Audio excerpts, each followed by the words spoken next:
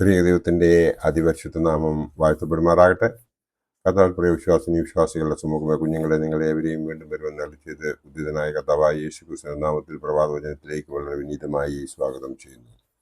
ഇന്നത്തെ ദിവസത്തിൻ്റെ പ്രത്യേകത എന്ന് പറയുന്നത് തിങ്കളാഴ്ച 5 ജനുവരി 2026, ഈ വർഷത്തെ 5-ാമത്തെ ദിവസം, ഈ മാസത്തെയും 5-ാമത്തെ ദിവസം. ഇന്നത്തെ ചിന്താവിഷയം: നാശത്തിലേക്ക് പല വഴികളുണ്ട്, എന്നാൽ സ്വർഗത്തിലേക്ക് ഉള്ള വഴി ഒന്ന് മാത്രം.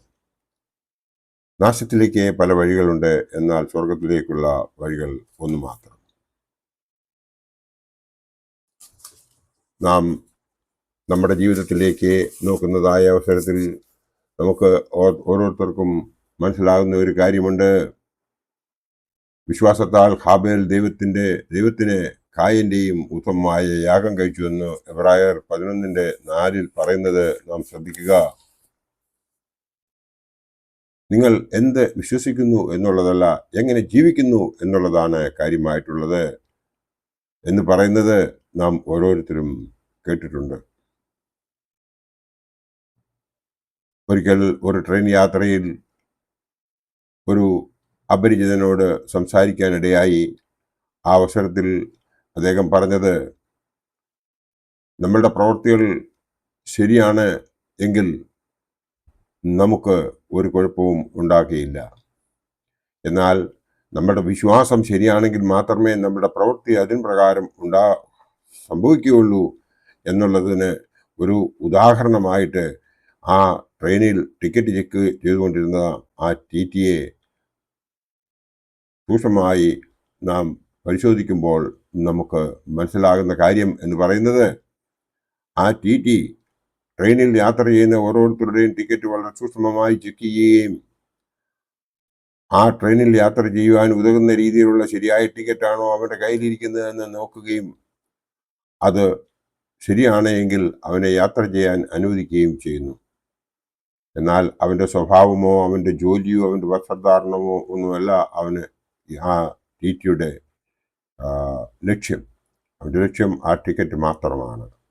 എന്ന് പറഞ്ഞതുപോലെ നാം ഓരോരുത്തരും സ്വർഗരാജ്യത്തിലേക്കുള്ള വഴി നോക്കണമെന്നുണ്ടെങ്കിൽ, ആ സ്വർഗരാജ്യത്തിൽ നമുക്ക് പ്രവേശിക്കണമെന്നുണ്ടെങ്കിൽ ഒരേ ഒരു വഴി മാത്രമേ ഉള്ളൂ. അതായത് നാശത്തിലേക്ക് പല വഴികളുണ്ട്, എന്നാൽ സ്വർഗരാജ്യത്തിലേക്കുള്ള വാതിൽ ഒന്ന് മാത്രം, കർത്താവായ യേശു ക്രിസ്തു മാത്രം എന്നുള്ള വിവരം നാം ഓരോരുത്തരും മറക്കാതെ മനസ്സിൽ വയ്ക്കുന്നുവെങ്കിൽ നാം ഒരിക്കലും പരാജയപ്പെടുകയില്ല.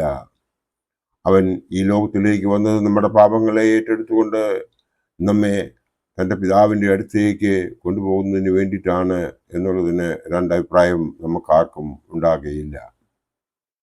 കായീൻ്റെ കാര്യത്തിലുള്ള കുഴപ്പം നാം ഇവിടെ നോക്കുമ്പോൾ, കായീൻ ചെയ്തത് അവന് എന്ത് മനസ്സിൽ വന്നോ അതിൻ പ്രകാരമുള്ള ബലി ആണ് അവൻ ദൈവത്തിന് മുമ്പിൽ സമർപ്പിക്കാൻ കൊണ്ടുവന്നത്. എന്നാൽ ആ ദൈവത്തിന് എന്താണ് ഇഷ്ടം എന്നുള്ളത് നോക്കാതെ അവൻ്റെ താല്പര്യത്തിനനുസരിച്ച് അവൻ പ്രവർത്തിച്ചു.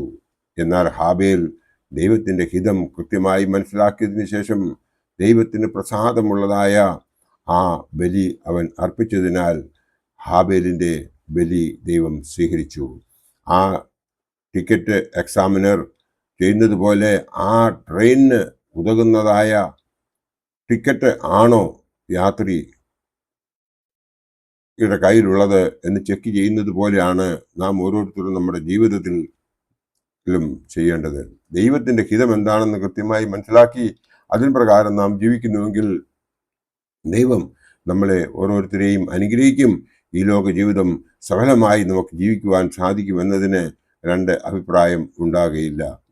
നാം ഓരോരുത്തരും ചെയ്യുന്നത്, ആദ്യം നമ്മുടെ ഈ ലോക സുഖത്തിന് വേണ്ടിയിട്ടുള്ള എല്ലാ പ്രവർത്തനങ്ങളും ചെയ്തതിന് ശേഷം സമയമുണ്ടെങ്കിൽ ആ കായീൻ ചെയ്തതുപോലെ അവൻ്റെ ഹിതമനുസരിച്ച് ഇനിയുള്ള സമയത്ത് പ്രാർത്ഥിക്കാം, അല്ലെങ്കിൽ ഇനിയുള്ള സമയത്ത് നമുക്ക് ദൈവത്തിൻ്റെ പ്രസാദം ഉണ്ടോ ഇല്ലയോ എന്നുള്ളതല്ല, ഒരു ജൽപ്പനം എന്ന രീതിയിൽ നടത്തുന്ന പ്രാർത്ഥന ഉള്ളത് കൊണ്ടാണ് നമ്മളുടെ ഓരോരുത്തരുടെയും വിശ്വാസത്തിന് ആ അളവുകോൽ വെച്ച് നോക്കുമ്പോൾ നമ്മൾ പരാജയപ്പെടുന്നത് എന്നുള്ളതിന് രണ്ട് അഭിപ്രായമില്ല.